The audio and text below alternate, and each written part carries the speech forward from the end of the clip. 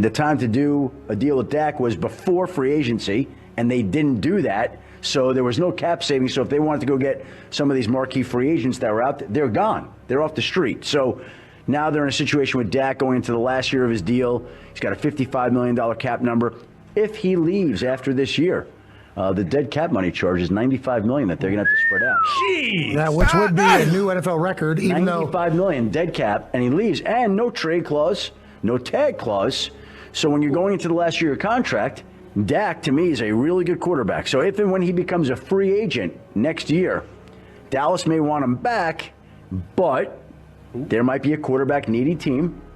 Giants, Commanders, who knows? Like, we could go through the list right now. There'll be no shortage of suitors for Dak Prescott as a true unrestricted free agent on the open market. Wow. I combed through as much as I could through the contract language. Now, granted, Spoke Rack do have some figures out there that shows that next year it will be $40 million, but they do have a bonus. Now, I don't know how they accrued the bonus or add that in, whether or not it's going to be added to the dead cap numbers. And those are things that Spoke Rack can't really quantify because of the fact that these contracts that they get or the information that they get is third party. So Spoke Rack will be anywhere between $5 to sometimes $15 million off. I've seen sometimes that they will be calibrated as $3 to $5 million off. But for $95 million, man, that's a lot of money. That's a lot of coins. And the Cowboys,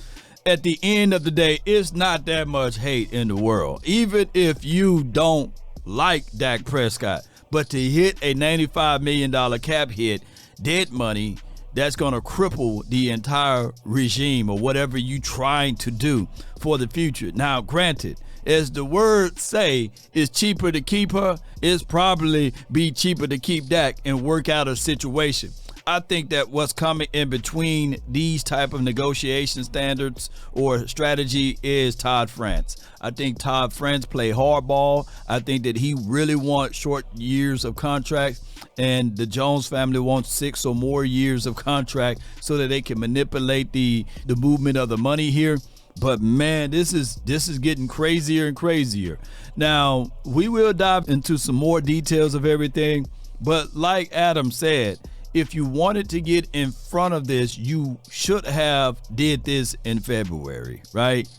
Or you should have did this deal in March, way before or all before everything hit the free agency market to be open, because ultimately what you want to do here is extend, have a lot of money so that you can go out there and get premium guys. Now, granted, so many people are fixated on one player to win you games.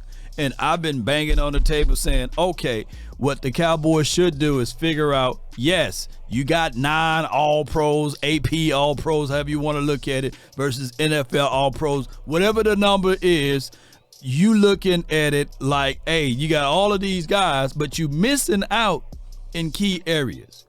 We didn't have the ability to run the ball, and we didn't have the ability to stop the run. You will not make it far if you can't do those two.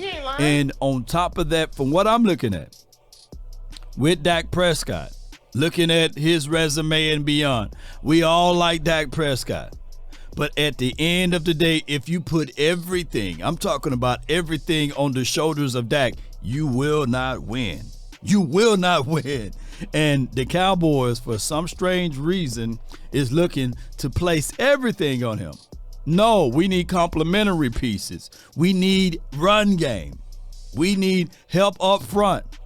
I think that with that, you will have a better play with Dak Prescott. On top of that, on the flip side, the same argument is with Micah Parsons. So many people are burying Micah Parsons and wanting him to do everything. Stop the run, play coverage, being able to see the field and do things beyond. No. And then y'all go into the mindset of saying, hey, man, great players show up big in great moments.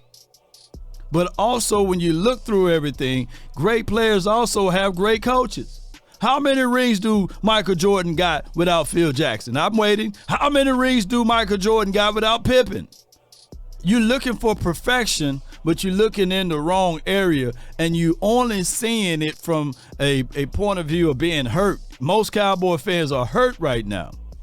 But Michael Parsons, if you learn to compliment him and give him stern coaching so you can get the results that you're looking for. So it's quite strange to me that a lot of people look at Michael Parsons as the problem on defense and Dak Prescott as the problem on offense, saying that in big moments, in big games, nobody else shows up. These guys disappear, etc. Well, name me the people that showed up outside of those two. And you can all yell and say, hey, man, this is the time and the moment that these guys got to stand tall. Especially, you can also say this is the time and the moment that you can add to. Aaron Donald, as great as he is, or was now since he retired, he still needed a stacked team in order to win the Super Bowl. On the defensive side, he still needed a Leonard Floyd. He still needed a Ashawn Robinson. He still needed a Jalen Ramsey. He still needed a Von Miller. He still needed weapons. Aaron Donald by himself couldn't get it done. On the flip side, even on the offensive side, they needed good coaching for Matthew Stafford. He was considered trash over there in Detroit land, went to the doggone LA Rams and turned the whole corner around because they had weapons for him.